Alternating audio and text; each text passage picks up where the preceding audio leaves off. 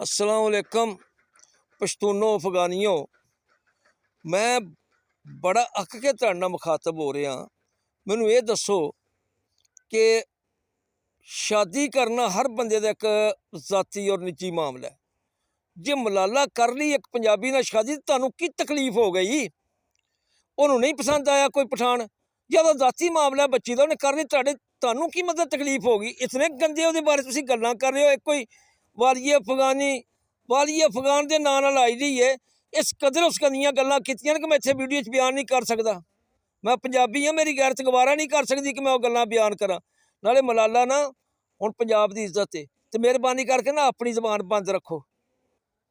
तुहानू किहड़ी शै दी एड्डी गैरत आई है? इस तो पहले तो मैंने कोई पठानी किसी पंजाबी के घर कोई नहीं। आके देखो, हाँ मेरे चक च 5-7 ने। पता जी ना आप किस तरह शादियां करते होंने आ। बड़े गैरत वाले बने हो कि जनाब गल करता पे जी मलाला को कोई पसंद नहीं आया, गुल खान पंजाबी पसंद आया, अगे फिर गलत गल्ला फिर फरमा रहे जे कि ओए इनका DNA सिखों के साथ मिलता है। हाँ मिलता है, पंजाबी कौम फखर है। फिर तो साडा यहूदियां ना मिलता, फिर इस गल ते आए हो ते बनी इसराइल ना भावें तहकीक कर लो, गल्लां करदे ने। तुहानू ते शर्म नहीं कि पंजाब की तो हुण वो इज्जत बनी ना मलाला, तुहाडी कौम का हिस्सा, तो तुसीं एड्डियां गलत गल्लां कर रहे हो। तुहानू ये नहीं पता भी तुहाडी धी है।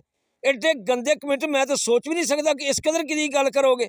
और एक नहीं होर भी कुछ जितने 10-15 बंदे ने हत्थ पैर धो के ਉਹਦੇ मगर पै गए ने। ਇਹ ਗੱਲਾਂ ਜਿਹੜੀਆਂ ਮੈਨੂੰ ਤਾਂ बड़ी अजीब लगी भी इस कदर बुगदे पंजाब कि तुसीं अपनी धी ਨੂੰ माफ़ नहीं करते पे। और वजह की मैं हुण लिस्ट बना के तुहानू भेजांगा ਜਿਹੜੀਆਂ ਤੁਹਾਡੀਆਂ ਇੱਥੇ ना पंजाब च पहले ਜਿਹੜੀਆਂ ने ਇੱਥੇ पंजाबियों के घर ने। तो मेहरबानी करके ना खाना पंजाब का ते फिर बकवास भी पंजाब नूं करने, ये तुहाडा ही वतीरा है। निमक हरामी करनी साडे च गल को नहीं। तो ये जरा जबान बंद करो। तो हुण इंशाअल्लाह तुहाडे खिलाफ आवाज़ चल पई है। रब चाहेगा ना तो हुकूमत ही कड्डेगी, नहीं तो फिर असीं आपे कड्डांगे।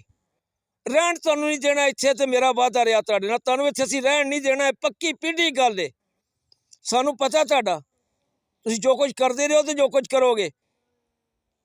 अबदाली की फौज जिन्ने जरनैल सन ना सारे तुहाडे जिहड़े वजीरिस्तान दे ते इत्थे दे सन, सरहद ही साडे इलम च एक का नाम पता है।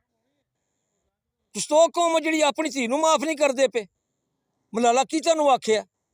डुब के मरन का मकाम है, चपड़ी च मूँह पा के डुब के, छूनी च मूँह नक डबो के मर जाओ। जीवे पंजाब सदा जीवे।